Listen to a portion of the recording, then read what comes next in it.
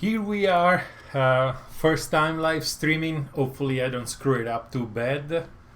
Nothing, I figure we are now 3,000 subscribers strong, and other than outside is a million degrees and inside my garage is 120 degrees, a live chat with you guys would have been appropriate. So anyway, I'm gonna be here yapping about the three bikes in there, and if you guys have any question, go to the chat, send out a question, and I'm gonna try to answer it as best as I can. The first thing I want to talk about is the service light reset. Apparently that's a hot topic for the BMW owners, especially for the F800 GS, for the R1200 GS. Most of us do our own services, and most of us do oil changes, filter changes, and everything else, but there is no way of resetting the service light directly from the instrument panel on our bikes. Now, there are a few ways you can actually reset the bike, reset the service light yourself. First of all, easy enough, you go to the BMW dealer, you pay their, I don't know, $35 to $50 depending on where in the country you're located, and they'll reset it for you. No question asked. It's not that they're gonna give you some grief, or they're gonna, if you do your own services, it is what it is. So there is another method which is quite expensive. If you buy one of those diagnostic tools, in particular the GS911, you can actually do the reset yourself and check trouble codes and a lot of other things. The problem is the GS911 tool, it's around $300, and $300, it's a lot of service light resetting. So that's one of the options. It's one of the most expensive options. I would not really recommend buying that unless your BMW is really old, and at that point you need a diagnostic tool because it's starting to throw trouble codes at you. Now, I did some research, and I had a conversation with one of you guys. His name was Coco something, and we had a back and forth on the comments, and he suggested me to look into the Motoscan. Motoscan is an application for your phone. Either you have an Android or an iPhone, the application works on both. Now, the application is free to download, and with the application you can go in and look at a bunch of parameters. The thing is, to use it to reset the service light, you need to buy the upgraded version. Now, there is the professional version, I believe, is around $27, and the next step up, which give you access to every option on the app, is about $50 or so. The problem is, if you buy the Pro version, the $27 version, you can reset the service intervals, but will not allow you to reset the actual service light on the display.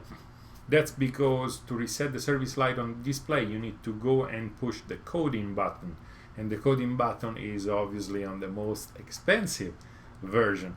So in the end, the app is free, but if you want to use it to reset your service light, it's going to be about $50.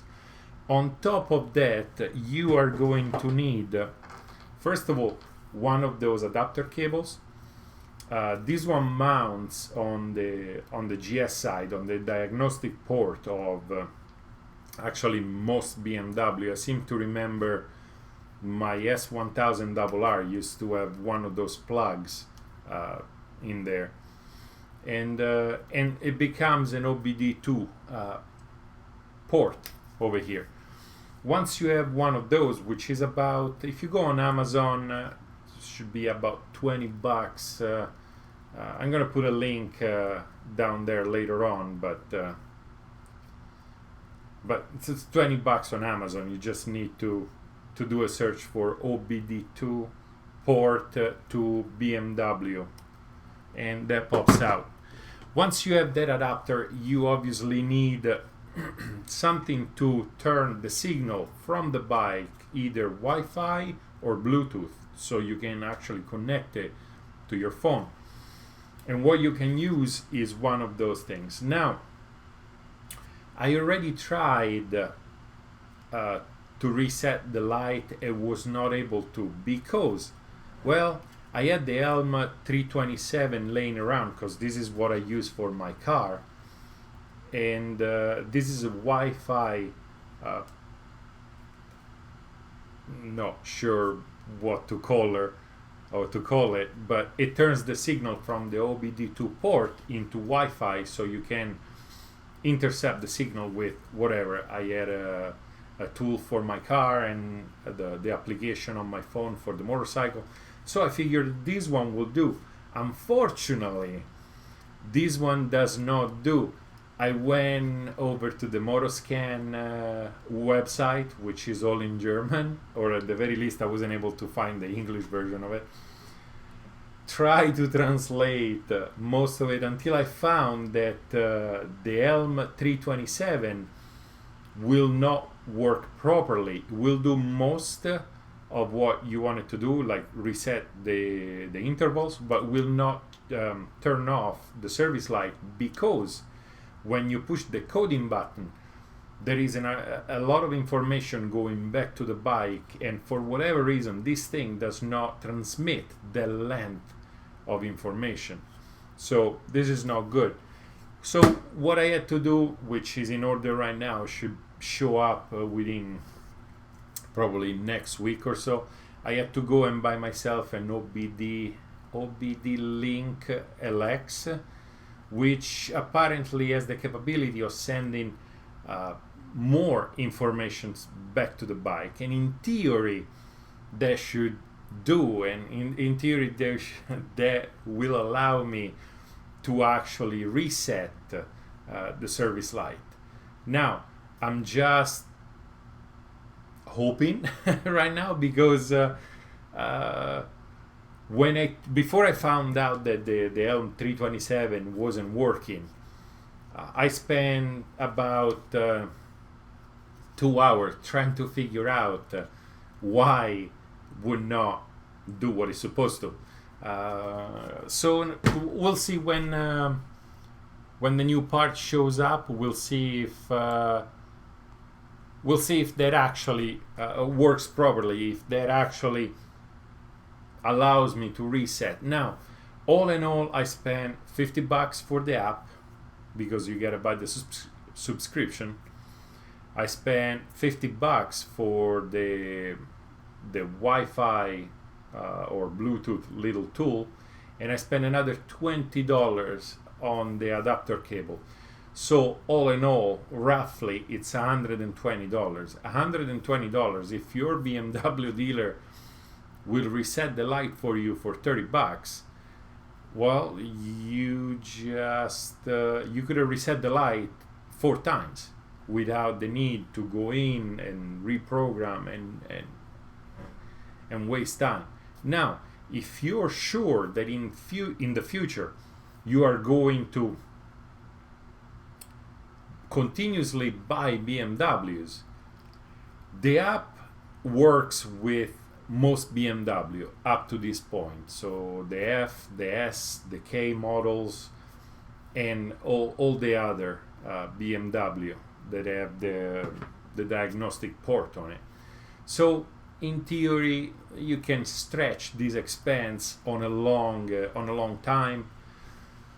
But in reality, it's up to you. If you change your mind quite often, if next bike, instead of a BMW, you want to hop on a Honda and get yourself an Africa Twin, or if you are done with the DualSport and want to go full street and want to buy whatever, a Suzuki or a Ducati or an Aprilia, which is an awesome bike, by the way, that might not be the route you want to go to. On the other hand, if you have plenty of money to toss around, this is the cheapest way of doing it. So by doing this, it's going to be literally the cheapest way you can reset your own life. Another scenario is you live somewhere far away from a BMW dealer and you don't want to drive your bike 3-4 hours to go to the dealer to have a reset. Well, this actually might come pretty handy to you. You do your own service, you turn off your own light. The light, in the end, especially on the 2015, 2016 and older F800 GS, is not that big of an inconvenience. We have that little LCD display on the side with the little service light. It's not that big of a deal. I don't know, with the new TFT, it might pop more, it might be more of an eyesore. Even with the newer S models, where the display is brighter, that might be annoying. But on an older GS, I don't know. I just did it because I was talking to this guy, and I thought, well, it's only $50. Let's buy this. It's only $20. Let's buy that. And by the end, before I even realized, I went on and spent $120. But it is what it is. The parts are coming, so I'll make a video and hopefully I'll recoup with advertising some of that money. Lee, there you are. How's it going, man? I know you've been following me for a while, because I keep seeing your comments here and there. And let's see, I might get another BMW F800 GS in the future. I was thinking of getting a high mileage used one. Do you think the motors are robust even with high mileage? As far as I know, the F800 GS motors are super reliable and super strong. I don't know if you ever heard of Two Ride the World.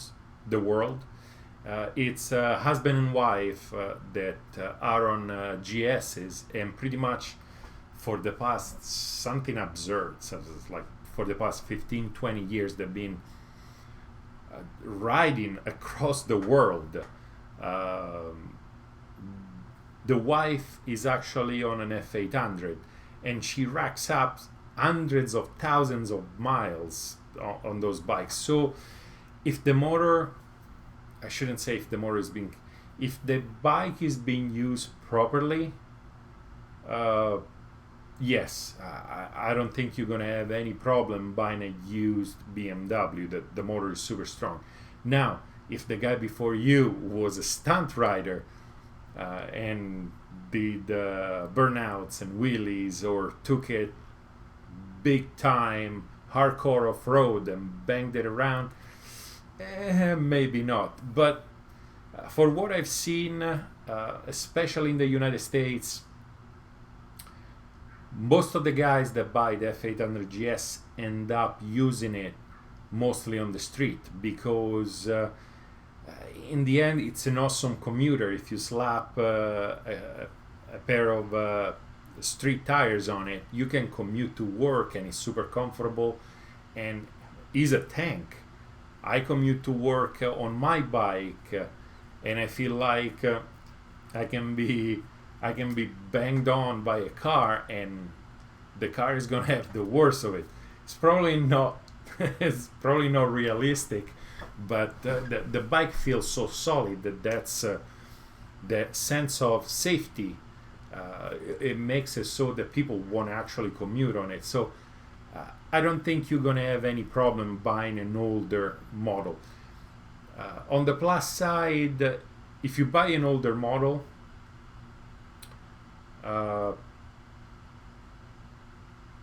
you're not, let's put it this way, let's say you buy a brand new 850 GS. brand spanking new, not a scratch on it. You're gonna be worried all the time. While if you buy a slightly used F800 GS, at that point, it's not that you're not gonna care, but there are certain things that you're not gonna think twice about doing with it, like take it off road. If the bike is brand new, some people are not quite willing to take it off road right off the bat.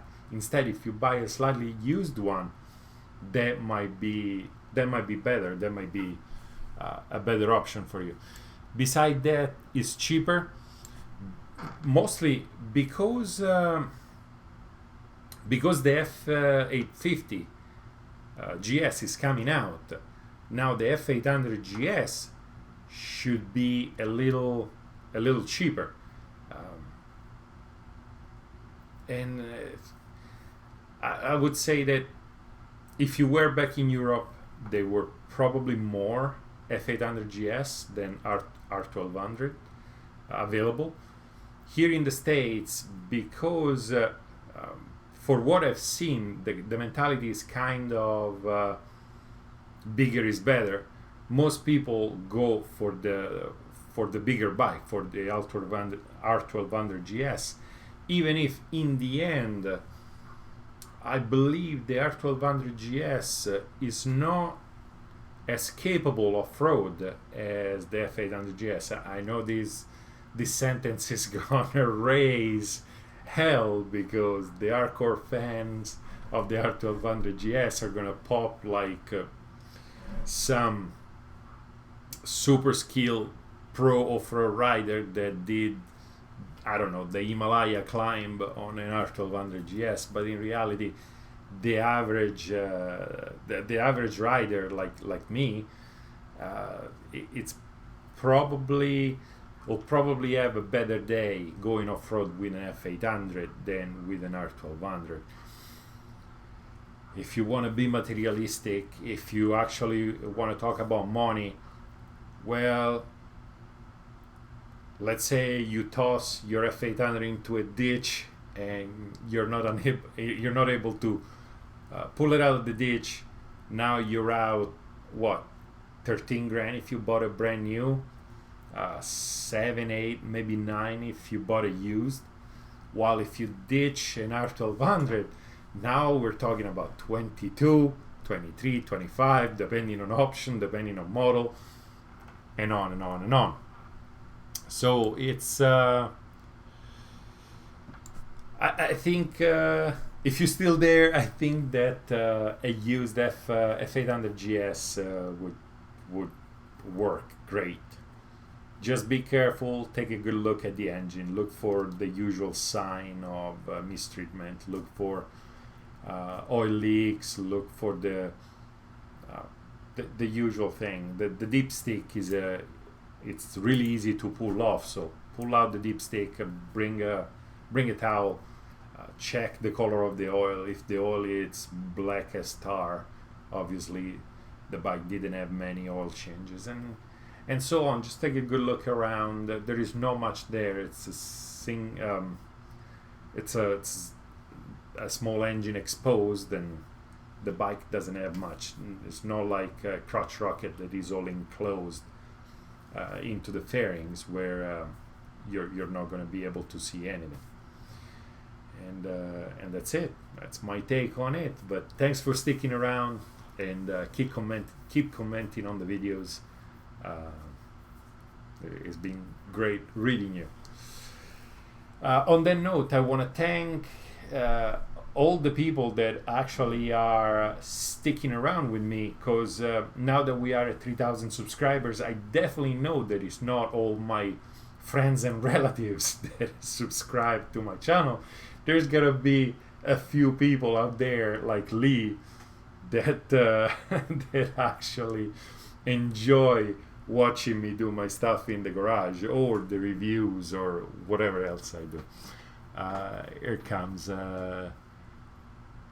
thanks my satin black, and redo the suspension. Yes, yes. Yes, satin black looks absolutely good, and redoing the suspension is actually a great idea. Mostly because saving money on a slightly used bike or a used bike gives you enough cash to actually upgrade the suspension. So, depending on obviously what you're gonna do with it, but that's a great chance to put different cartridges in it, to put a better spring in the back, or if you want to go with name brand Turatec makes suspension upgrades. Tualcom, which is somehow Tualcom is an Italian company, makes suspensions. They do off-road a lot with the F800. Obviously Andreani, all-ins, it depends on your budget, but that's actually a great point. It is better to buy a slightly used F800 GS and put suspensions on it. The bike is super capable. The OEM suspensions could be better. They are WP suspensions, with BMW does not advertise as much as KTM does, but at the same time they're not top specs like the KTM WPs. They're probably bottom line WPs. So that's a good thought. Good. Speaking of aftermarket stuff, as I said on the BMW, I'm gonna do a video on how to reset the service light as soon as all the parts come in, and if I'm able to make it happen, obviously I'm gonna post a video. Otherwise, you guys are never gonna know. I'll probably come back and say it doesn't work, don't buy it, and that's it. But on top of that, I want to put some extra fog lights on the bike. I bought a few different brackets, and I bought some cheap LED lights that I want to add on the crash bar. And obviously the bike now is starting to have a certain amount of miles and is being used regularly. Therefore, soon enough, the brakes are going to need to be done. The chain is amazingly enough in great shape. Even with me opening up and going off-road, jumping and all those stuff, it seems to be in great shape, which I'm pleasantly surprised. Probably soon enough I'm gonna have to do the tensioner. If you guys own an F800 GS, every once in a while you can hear in the background some sort of ticking, and that's the valve, the chain tensioner coming loose. It's notorious on those F800s, so eventually I'm gonna do that. But let's see. We have Simone Ciulli. I got an F800 GS Adventure 2016. Great bike, by the way. It's such as driving a cloud, and I love unleashing her in the highway. Very great horse. Yes, Simone, I agree. That's a great bike. There is a friend of mine that actually has a YouTube channel as well, Pierre ADV. He does have an F800 GS Adventure as well, and he takes it all over Italy. It's a great bike. The bigger tank gives you the chance to extend those trips quite a bit. I don't know. Have you ever taken it off-road? Is the bigger tank somewhat harder to maneuver off-road? Because I understand it's not just the bigger tank in the back. BMW also, to make it look proper, expanded the front fairing, because otherwise it would look like just as a big butt. But So you are welcome. Simona right now is thanking me for my videos. You are welcome. I really enjoy. I fell in love with the bike, as I said multiple times. So much so with the F800GS. I mean, so much so that I decided to start making YouTube videos because, just like most people, I was watching YouTube videos and. Most of the videos I was looking at, those that had the mechanical skills to work on a bike, not always had the camera skill to show it properly. And you can get a lot of information. So I took a few ideas from those people good with the camera, and I took a few ideas for those people good, mechanically savvy, and tried to put it together. So I hope all my trial and error, because you guys don't see all the trial and error that ends up happening in the garage. You see the finished product where I don't know, if a bolt gets stuck, I might waste 15, 20 minutes, even 30 minutes getting the bolt unstuck, which I then cut, because otherwise the video is going to be 4 hours long. But you're very welcome. I'm enjoying very much making those videos, and I'm very happy that people pretty much all over the world watch those videos. We have Mike. Mike, how does the F800 compare to the Ducati Desert Sled? Now, I did ride the Ducati Desert Sled, which I believe that bike looks fantastic. The Desert Sled is a way better off-road bike than the regular Scrambler, but it's a smaller bike. It's a different kind of bike. While I can hop on my F800GS and I can do some good off-road and take it on a long trip, the Desert Sled, it's very capable off-road, but at the same time the tank is the same as my Scrambler over here, and my Scrambler is a gas hog. So they're similarly capable off-road, but at the same time the Desert Sled, they're kind of two different bikes. One is somewhat of a retro off-road bike. The Desert Sled always makes me think about Steve McQueen going to the desert and ripping around, while my F800GS, it's more an adventure, proper adventure bike, off-road biased adventure bike. Thanks for the question, that was great. Simone, great mashup. Lee, your video are excellent, very thorough, detail-oriented, informative. You are natural. You got it.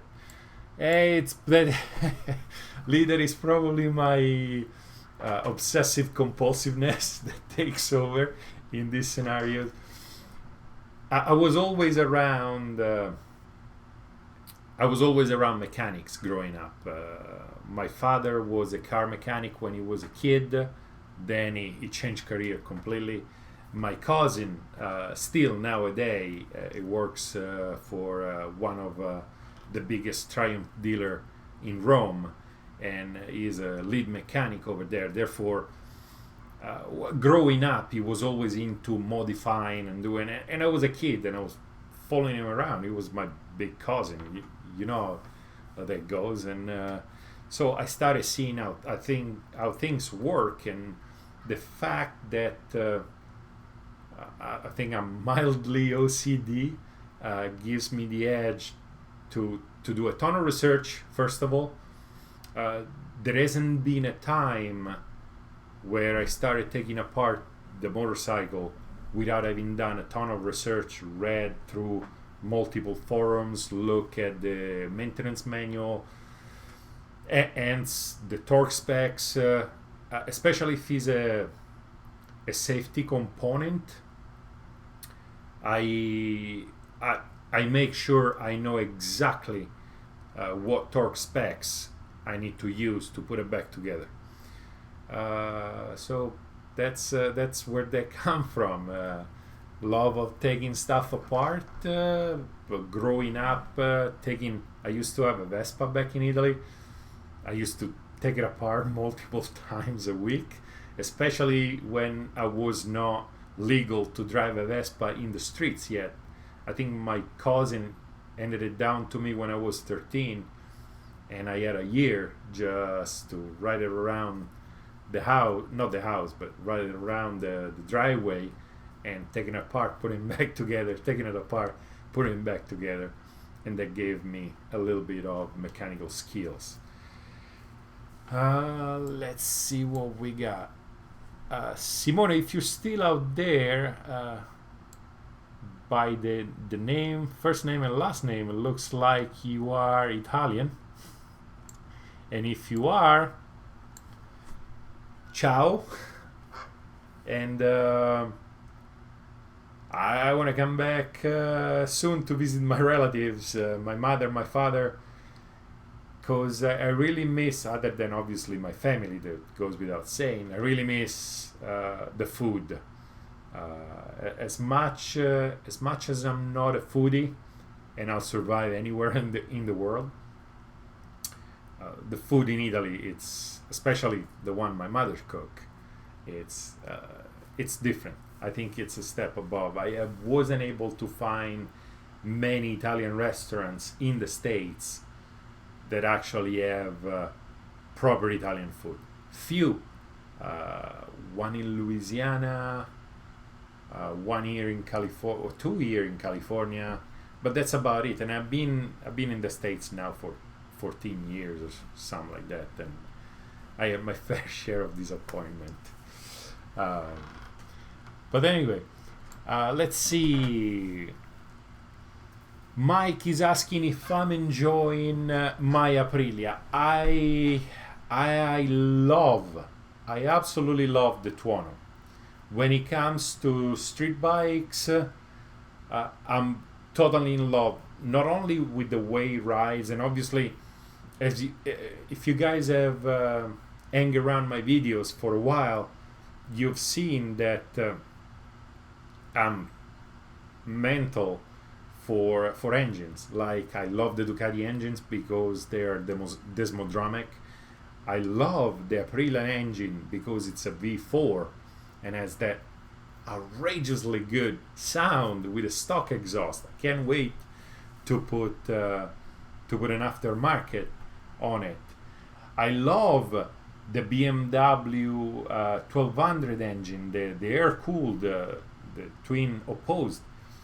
That as I was saying the other day when I was riding around the Urban GS, that engine is so punk rock. You go around and you see those cylinder head popping out. I posted a little video about people replacing the cylinder head cover with a crystal clear one. It looks fantastic. But yes, sorry if I went off on a different direction. I do love the TUONO. I love the way it sounds. I love the way it feels. I love the power. Absolutely love the power. But on top of that, I love the way the bike looks. Like, obviously I have all three bikes in the garage, and when I get out of the house, I never use the front door. I always use the garage. Every time I get out of the house, I take a look at the Aprilia. It just, for some reason, hits the beauty spot for me. I think it's a beautiful, beautiful bike. It rides great. It sounds great. And it's difficult to explain. If you ever tried the Aprilia V4 engine, it's something. You're on it, you open up, and it gives you this adrenaline burst. And now this is not my first Aprilia. I used to have an Aprilia Pegaso, which is a a very street oriented enduro, almost like a multistrada, but it's a 650. So I'm not Italian exotic struck. It's just I really like it because it's a bike that is really worth liking. It's a very good bike. I'm enjoying it incredibly every chance I have. Let's see, Simone, yeah, and I heard very well. You yes. Your English is just fine. Yes, I do have an accent. I've been here 13-14 years, as I was saying, and I pretty much speak English only. I don't have many Italian friends. Every once in a while I speak some Italian with the wife or my family back in Italy when I Skype with them or anything, but the accent seems not to want to go away. I'm not even doing it on purpose. It just stays there. You should and I've been told that I improved a lot since I first came here. For the American people watching right now, back in Italy, growing up, we all study English. I was lucky enough to study English since I was fifth grade. I don't know those grades. I was still in elementary school in Rome, and we were doing English. We were taking English classes. So after you go through elementary school, middle school, high school, taking English lesson, you figure when you show up in an English-speaking country, you're able to go around and take care of stuff. Not quite. When I first came here, I felt like nobody could understand me. I was barely able to order food at a fast food. Most of the time I would have to actually point. And probably the reason is because all those years of taking English lessons, the English teacher was actually Italian, and she had an Italian accent. Therefore, I learned English with an Italian accent, and when I came over here, it took me a while to figure out the different sounds for the word. As a matter of fact, going to fly school, one of the mechanics in fly school, every morning when I would show up, he would say, "Sup, Alberto?" To figure out that the guy was telling me, "What's up, Alberto?" took me a while.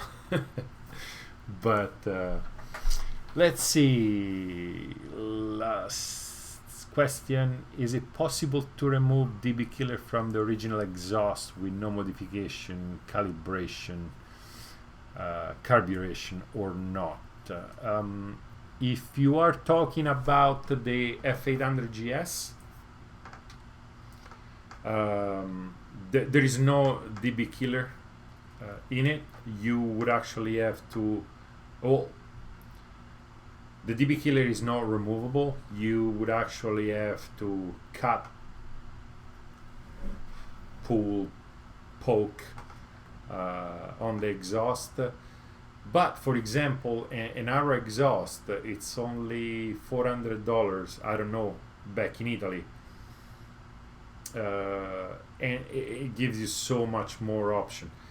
On the second part of the question, if you poke a hole on the OEM exhaust, and if you're able to remove the whatever baffle is in there, you should not need to remap the ECU or add change the carburation or anything.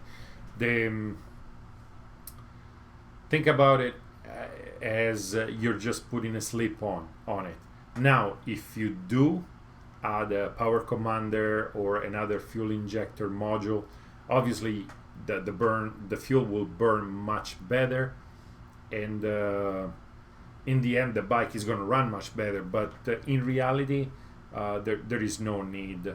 Now, if you put a full exhaust so headers all the way back, and you change the air filter or you do air filter modifications, at that point, yes, you definitely need to remap the ECU, because otherwise you risk to either run lean or have too much fuel, or is not going to work properly.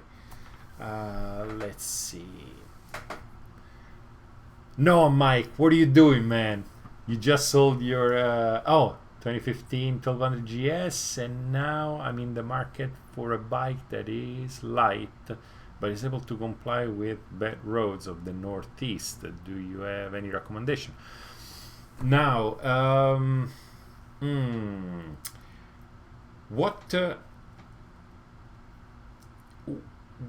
what do you use the bike the most? Because, for example, I understand the R1200 GS, it's a very heavy bike, and its off-road capabilities, they're there. You can take it off-road, but it's not as light as nimble as an F800. Now, if you have no intention of going off-road and you want something that can take or can deal with rough roads up in the Northeast, I'm assuming snow, rain, and you might want to take a look at the S1000 XR. I found it.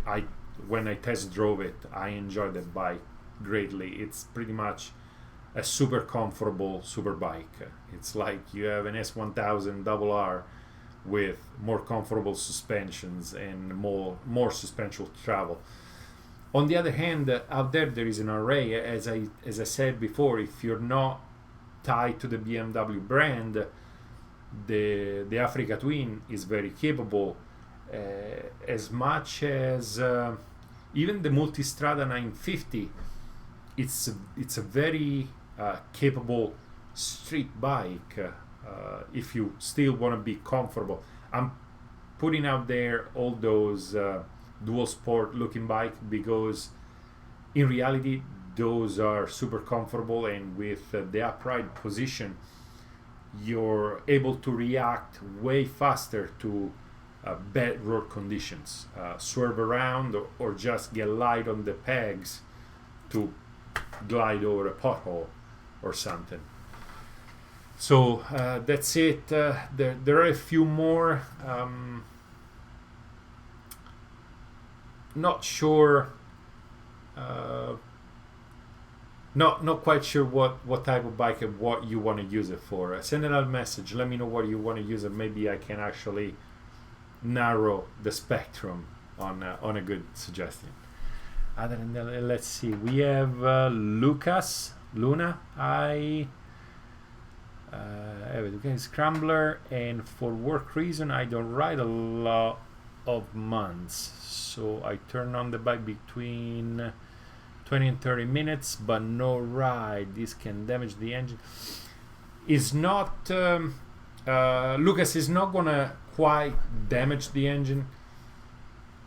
Modern engines are way capable of withstanding long time without being run.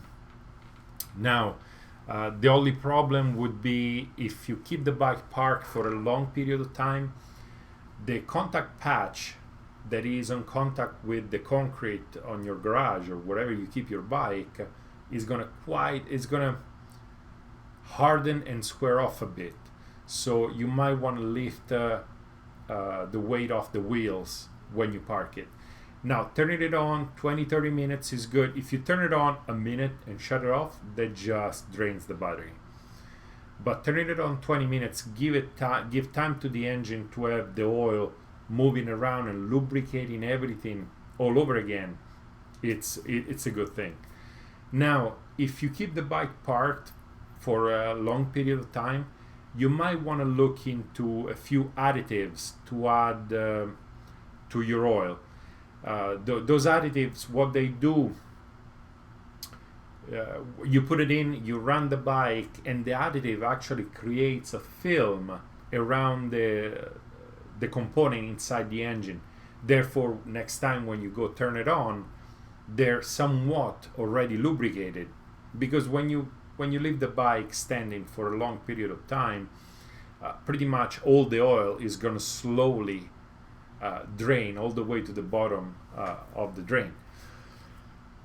So if we're talking about months, I would suggest putting an additive with the oil. You can do a search online. You'll see a billion of them, and that would be the best way. But if every 2 weeks you turn it on for 30 minutes, that would do just fine. I don't think that would damage the engine whatsoever. Actually, will maintain the engine lubricated and active. Simone, prego. Grazie. Mike, okay. Viva looks promising. You know, I've only... Mike is asking about the Moto Guzzi V85. I know Moto Guzzi is a great bike. People that ride Guzzis become very, very attached to the brand. They love it. They love the engine configuration.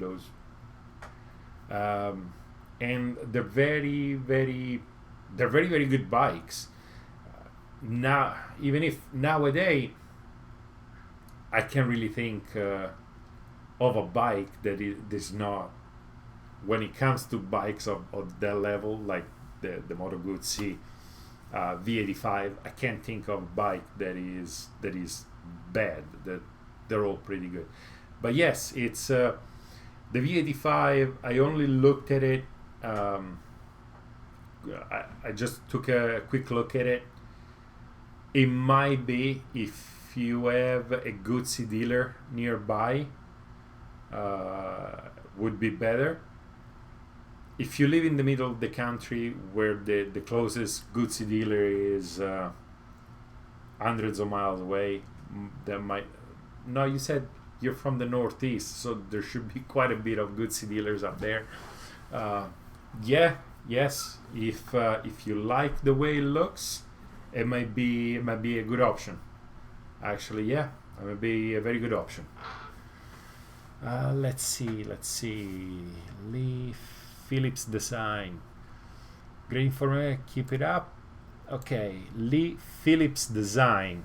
Great informative video. Keep up the good work. Very helpful. Thanks, man. I appreciate it. That's the whole point for me, to be informative to people, because nowadays I use YouTube for anything. If I don't know how to do something, I go on YouTube and try to figure it out over there, and most people do that, and I try to give as much information as I can, because I put myself in your shoes. For example, if I'm taking off the air filter on the bike, and it's like, oh yeah, take off those 4 bolts and poof, the air filter is out, but I don't actually show you the process, like, okay, wait, when you take off the cowl, you need to unplug the power port over here, and a few little details over there. They wouldn't be good. At that point, I can just tell you, hey, by the way, I changed the air filter on the bike. It was great. So thank you very much. I appreciate. Let's see, Mike. I love the drive shaft and worry about the chain cleanup. Oh yeah, Mike, you have another message on top of that. I'm looking for comfort and capable of handling potholes, but yet can do some nice curve without protest. Yeah, at that point, yes, the V85 is definitely a good option for you. It's definitely capable of handling nice curves and potholes. On the other hand, yes, the drive shaft is pretty much maintenance free. It's easier to maintain a drive shaft than a chain. You gotta adjust the chain, you gotta lube the chain, you gotta clean the chain if you go off-road, if you get mud on it, and when it gets old it might break. On top of that, you also need to deal with the sprocket up front, the sprocket in the back. As one of you guys was saying, his front sprocket was loose when he went to replace it with a 15 teeth. So the drive shaft is definitely is plus. So it's definitely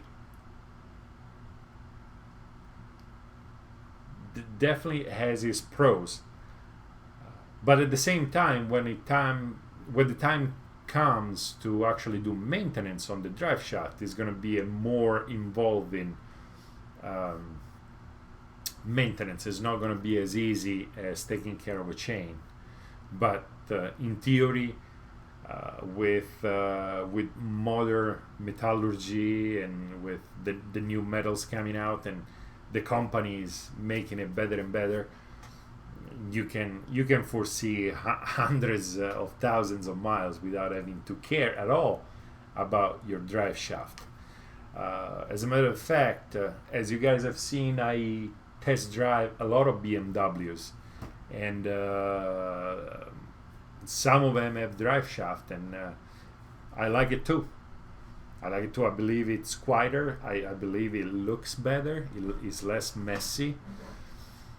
So that's it's a good choice. Let's see.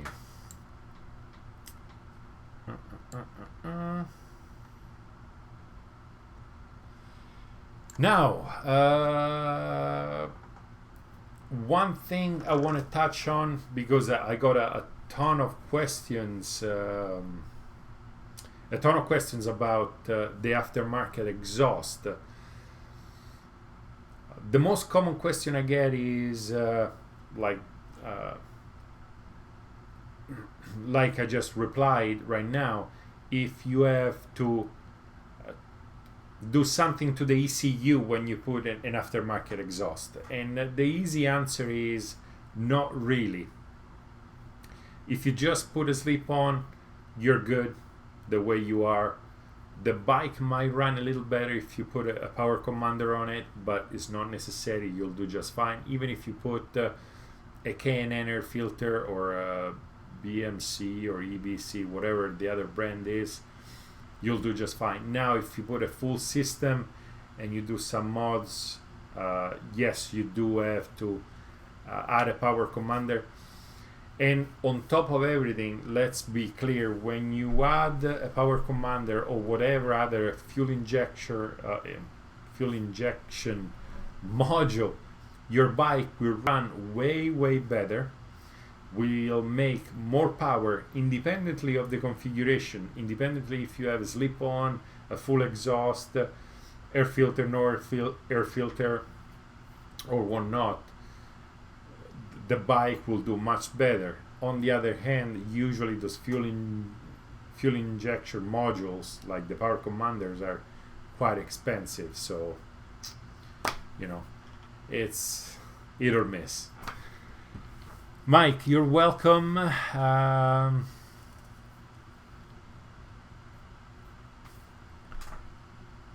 Yes, as far as I know, the Moto Guzzi's are reliable, especially the newer one. So if you're set on a Moto Guzzi, I will make no effort to dissuade you from it. I think it's a great bike. If you like the way you look, once you have it, once you start dealing with it, you're gonna fall in love with it, and that's it. If that's your choice, good choice, and enjoy it. Lucas, sorry, another question. I love the chapter of the Givi crash bars, and I like to install to my Ducati. I'm not a fast driver. In safety question is, which is better, crash bar or sliders? Now, the crash bar offers more protection. it pretty much covers the entirety of the engine, while the sliders in theory just keep the bike off off the ground. The slider, as the name says, it will slide more easily, mostly because the puck is usually made of very good sliding material, that being Teflon or whatever proprietary plastic they use.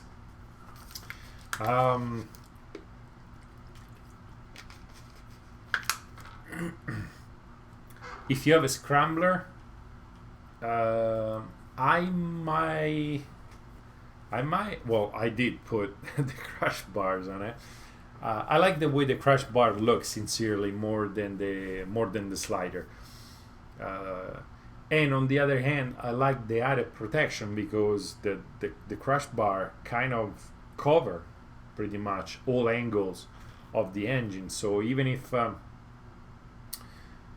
you lay down the bike over an uneven surface, the crash bar is going to take the blunt of the impact. On the other hand, depending on what kind of slider you put, it might be a hit or miss. If it's not a good quality slider, it might just bend whatever part of the bike is attached to. A good quality slider is supposed to slide as much as possible, but when it gets caught, the slider bracket is supposed to snap before it actually bends the frame of the bike, because most sliders are attached either to the frame or to the engine itself. So if you have a good slider, that's exactly what it's going to do. It's going to bend and break off if it gets caught on something. Other than that, I like, especially for the scrambler, I like the crash bar better than sliders. But in the end, it comes down to personal preference. If you have a slider in mind that you like the best, that's probably the way to go. Especially if you say that you're not a fast rider. If you're not gonna push the scrambler hard, slider or crash bar will do. But let's see. Yeah, so as I said, I personally like the crash bar better, but that might just be me. So let's see, we're talking about scrambler. What do I have going on for the scrambler next? The bike, I added most of the visual cue that I want to add to the bike. I just need to do the turn signals in the back, and then most likely the bike is going to come up with some actual maintenance where I'm going to have to replace the brake pads and whatnot. So that's what's coming next for the scrambler. And I want to take the scrambler out more often and not quite do a vlog on it, but more like a trail ride or one of those videos where I can actually comment on how the bike reacts if you take it into certain conditions. When it comes to the TUONO, I'm going to remove the license plate holder in the back. I'm going to put an Evotech tail tidy in the back. I'm going to put smaller turn signals on it, because the OEM turn signals are gigantic, just like any other bike. Let's see, and those are all parts that I already have. I just need to take the time to actually go there and do it. Other than that, I saw an RSV4 conversion kit for the tail, but I'm not quite sure. You guys let me know what you guys think about that. It looks kind of cool, and it matches the paint, but on the other hand, I really like the way the bike looks right now, so I'm not sure. And then eventually, when I have saved up a little bit of money, an aftermarket exhaust is going to go in, and possibly the air filter. And because the way the Tuono is, most likely when I change the exhaust, I'm gonna have to put a race ECU to make the bike work properly. I heard of a ton of horror stories of people that just swap the exhaust without doing anything to the ECU. Therefore, I'm gonna do that. But we've been here for an hour, and I see a few of you are still hanging in there, watching me yap around. That's you guys are really a really strong will. But an hour has gone by. That's probably all my throat can take with my broken English. Therefore, I leave you with